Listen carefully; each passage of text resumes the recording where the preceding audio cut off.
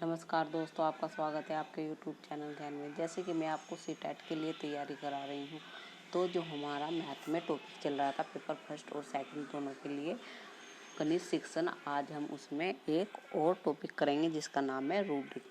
अगर ये वीडियो आपको अच्छी लगे तो इसे लाइक कीजिए और अपने दोस्तों के साथ इसे शेयर कीजिए और हमसे जुड़े रहने के लिए प्लीज़ इस चैनल को सब्सक्राइब कीजिए।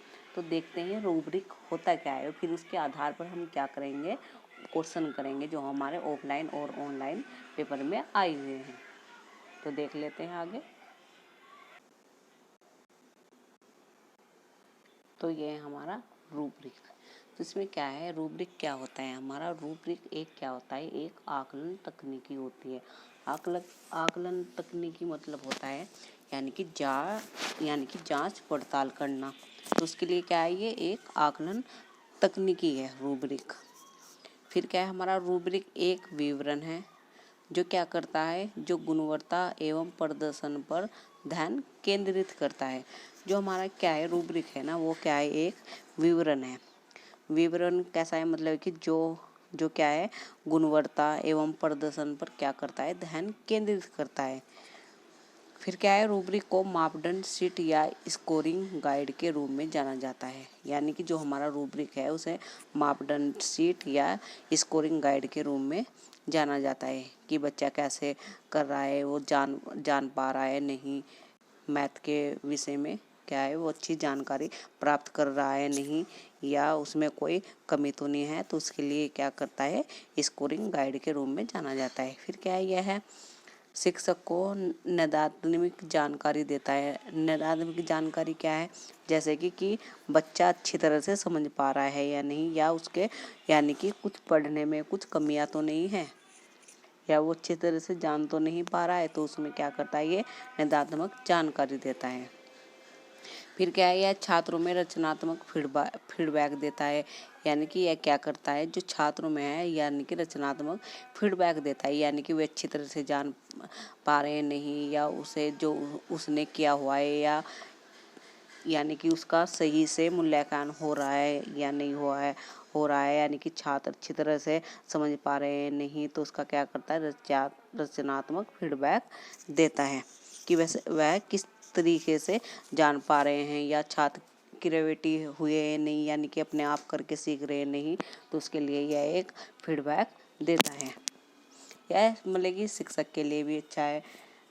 शिक्षक के लिए क्यों जरूरी है, क्योंकि उससे उसे पता चलता है कि यानी कि छात्र क्या कर रहे हैं और क्या नहीं कर रहे हैं, उसके बारे में शिक्षक को पूर्ण जानकारी मिलती है रूब्रिक के जरिए से। आगे देख लेते हैं कुछ क्वेश्चन।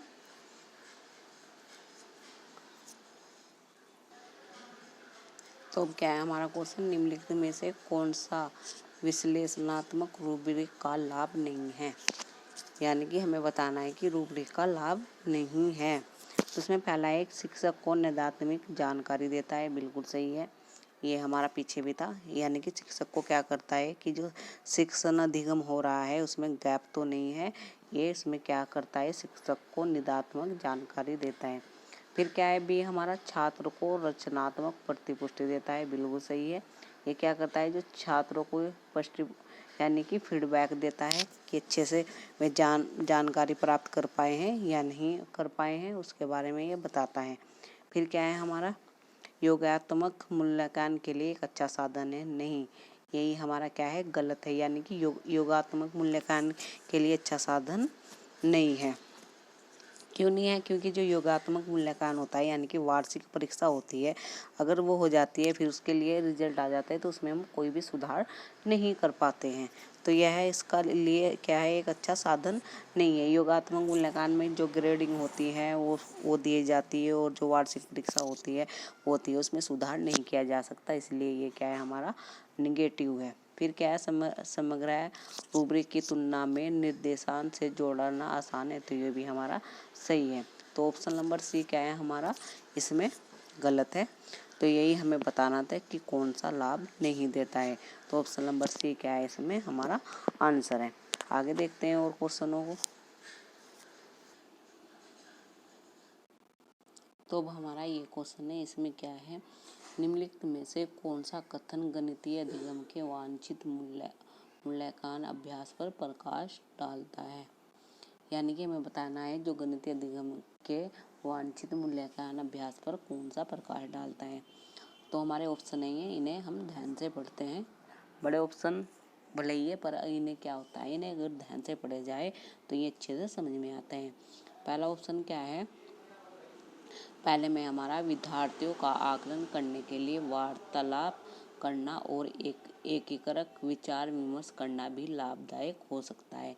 बिल्कुल सही है। ये जो हमारे क्या होते हैं, विद्यार्थी होते हैं, जो उनका मूल्यांकन किया जाता है, आकलन किया जाता है, जांच पड़ताल किया जाता है, तो उसके लिए क्या है, बातचीत करना, वार्तालाप करना जरूरी होता है। और अपने यानी कि जैसे छात्र होते हैं, उनके एक क्या विचार विमर्श को क्या करना चाहिए, समझना चाहिए शिक्षक को। और वे क्या होता है, यानी कि एक विचार क्या होते हैं, लाभदायक होते हैं हमारे कहे के लिए, गणित अधिगम के लिए। तो ये तो हमारा बिल्कुल सही है, पॉजिटिव है ये हमारा। फिर क्या है हमारा, आकलन उत्पादन के अनुकूल और विद्यार्थियों के उचित उत्तर पर केंद्रित होना चाहिए। तो इसमें क्या है, जो हमारा ये है ना, उत्पादन के अनुकूल, उत्पादन के अनुकूल का मतलब क्या है, यानी कि जो छात्रों के क्या होता है, यह वह प्रक्रिया होती है जिसमें आउटपुट पर क्या केंद्रित होता है, ना कि छात्र की समझ पर। यानी कि जैसे कि क्या योगात्मक परीक्षा है हमारी, यानी कि जैसे वो पास हो गया, पर यानी कि उसके कैसे पास हुआ उस पर क्या है, आधारित नहीं होता है। यानी कि मैं पास हो गया तो उस पर क्या होता है, ये आधारित होता है उत्पादन के अनुकूल। वे कैसे पास हुआ है, उसकी समझ पर ये क्या है, प्रकाश नहीं डालता। तो ये क्या हो गया हमारा, निगेटिव होगा, यानी कि हमारा गलत है। फिर क्या है, विद्यार्थियों के अनुचित उत्तरों की अधिकांश उपेक्षा करनी चाहिए, क्योंकि हमें विद्यार्थियों की क्षमता पर केंद्रित करना चाहिए। बिल्कुल गलत है ये हमारा। इसमें क्या है, यानी कि अनुचित मतलब जो गलत उत्तर है उसको क्या करना चाहिए, उपेक्षा मतलब इग्नोर कर देना चाहिए, नहीं।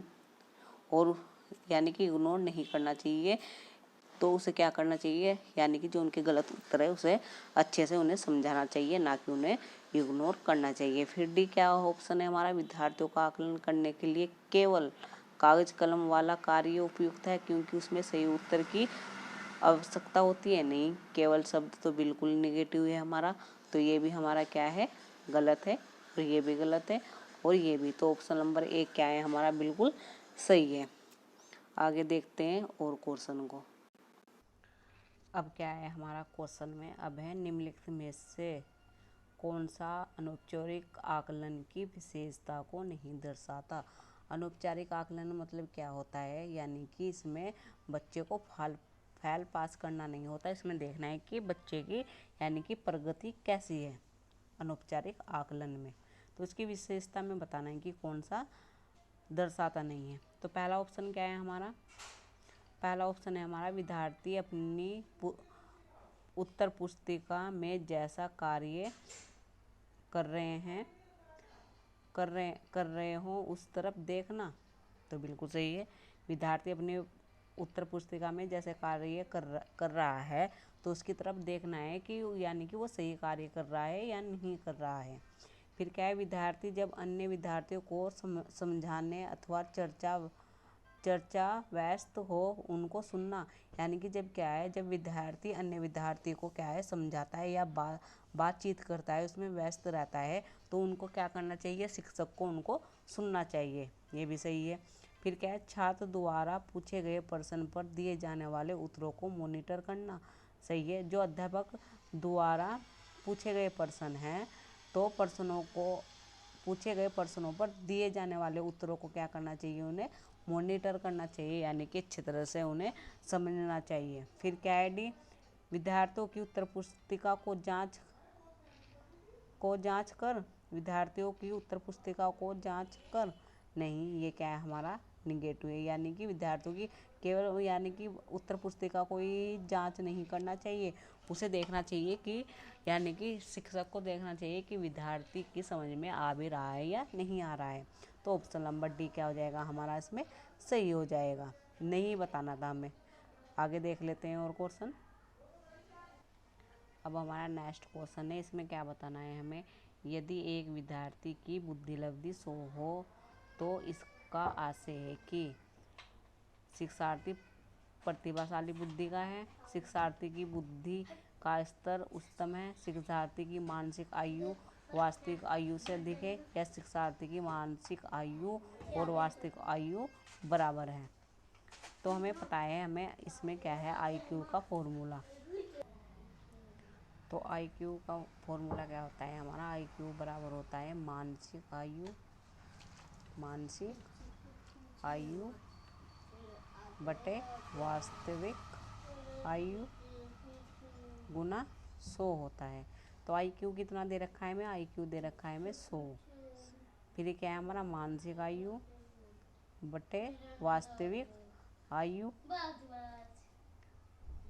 गुना 100। तो 100 से 100 कट जाएगा तो ये क्या हो जाएगा हमारा मानसिक आयु बराबर हमारा क्या आ जाएगा वास्तविक आयु। तो ये हमारा कौन सा है, ऑप्शन नंबर डी में। तो डी हमारा क्या हो गया, ये हमारा ऑप्शन सही हो गया। आगे देखते हैं और क्वेश्चनों को। अब क्या है हमारा क्वेश्चन है डिस्कैलकुलिया की विशेषता है, यानी कि डिस्कैलकुलिया का मतलब क्या होता है, जो गणना संबंधित क्या होती है हमारी समस्या होती है, यानी कि गणना द्वारा क्या होती है हमारी समस्या होती है, उसे क्या कहते हैं डिस्कैलकुलिया कहते हैं हम। इसमें क्या है हमारा संख्याओं की संकल्पना को समझने में कठिनाई। संकल्पना माने होता है कॉन्सेप्ट, बिल्कुल सही है, इस पर कठिनाई होना। फिर क्या संख्याओं के अंतर्ज्ञान की पकड़ में कमी, ये भी बिल्कुल सही है। फिर संख्याओं के शाब्दिक और स्थानीय रूप समन्वयन करने की अयोग्यता, ये भी बिल्कुल सही है, इसमें भी कमी होती है। फिर क्या वर्णमाला को पहचानने में अयोग्यता, तो ये नहीं होता हमारा। तो ये ए बी और सी तीनों होते हैं। तो ऑप्शन नंबर सी क्या हो गया हमारा सही हो गया। यानी कि डिस्कैलकुलिया क्या होता है, जिसमें गणना द्वारा क्या हो जाती है हमारी समस्या हो जाती है, या गणितीय द्वारा हो जाती है हमारी समस्या, उसे क्या बोलते हैं डिस्कैलकुलिया। आगे नेक्स्ट क्वेश्चन देखते हैं। अभी हमारा गणित पहेली का उद्देश्य को बढ़ावा देना है।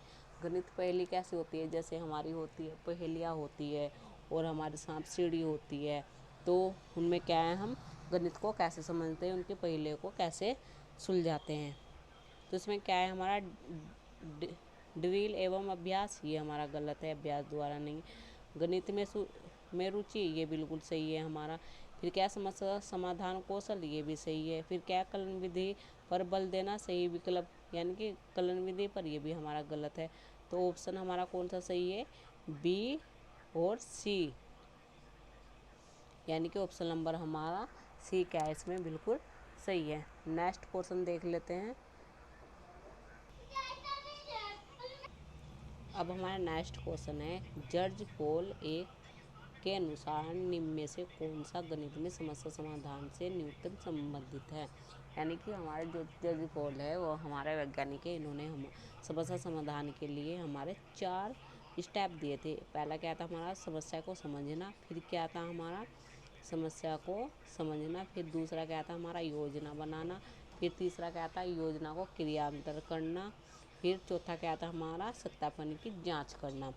तो इसमें हमें देखना है ऑप्शन हमारा क्या है समस्या को समझना, बिल्कुल सही है।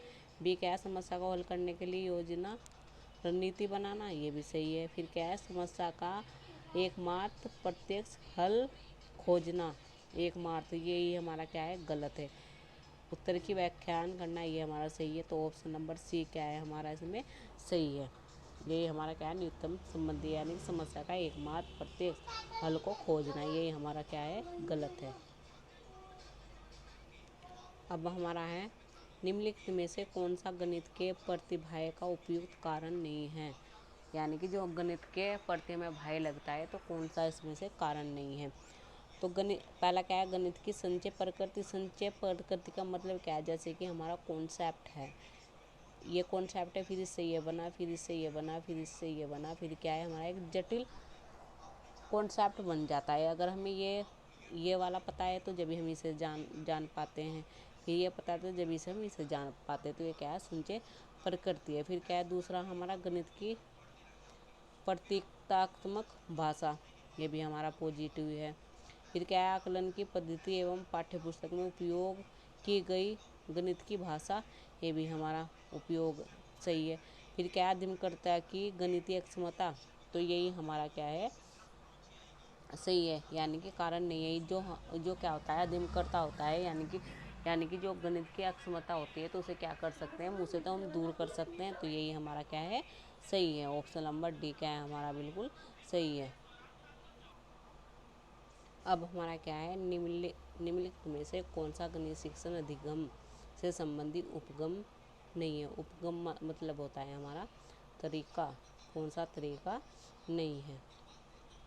तो पहला ऑप्शन में आगमनात्मक, निगमात्मक, तो ये तो हमारा सही है। फिर क्या है, समस्या समाधान, ये भी हमारा सही है। फिर विश्लेषण और संश्लेषण, ये भी हमारा सही है। फिर डील और अभ्यास, तो यही हमारा क्या है, गलत है, यानी कि ऑप्शन नंबर डी क्या है हमारा इसमें सही है, ये तरीका नहीं है। नेक्स्ट क्वेश्चन देखते हैं।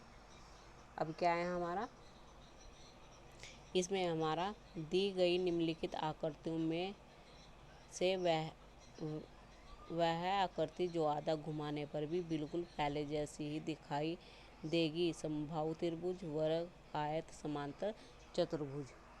तो हमारा आधा घुमाने का मतलब क्या होता है, आधे का मतलब होता है 180 डिग्री घुमाने पर वो ऐसी आकृति दिखाई देनी चाहिए जैसे वह है। तो हमारा ये क्या है, हमारा त्रिभुज है। फिर क्या है, हमारा वर्ग है। फिर क्या है, हमारा आयत है। फिर हमारा क्या है, समांतर चतुर्भुज है। ये इस तरह कैसे, अगर हम इसे घुमाएंगे 180 डिग्री तो ये इस तरह से दिखाई देगी हमें, और ये घुमाएंगे ये बिल्कुल सेम ऐसे ही दिखाई देगी हमें, ये हमें वर्गी दिखाई देगी।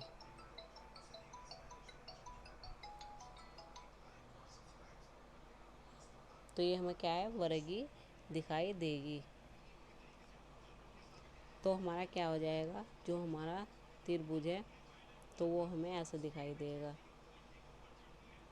जो हमारा वर्ग है वो ऐसे दिखाई देगा सेम ऐसे ही, और जो हमारा आयत है वो भी हमें 180 घुमाने पर सेम ही दिखाई देगा, और जो हमारा समांतर चतुर्भुज है वो भी। तो यानी कि कौन सा नहीं दिखाई देने का हमारा, ये बिल्कुल सेम ऐसा ही। तो ऑप्शन नंबर सी क्या है इसमें सही है, यानी कि समबाहु त्रिभुज को छोड़कर सभी आकृति हमें क्या दिखाई देगी, बिल्कुल सेम ऐसे ही दिखाई देगी। तो ऑप्शन नंबर सी क्या हो गया हमारा, सही हो गया। और देख लेते हैं नेक्स्ट क्वेश्चन। अब देखते हैं नेक्स्ट क्वेश्चन। इसमें क्या है हमारा, इसमें हमारा निम्नलिखित में से कौन सा इकाई योजना का एक आवश्यक पहलू नहीं है।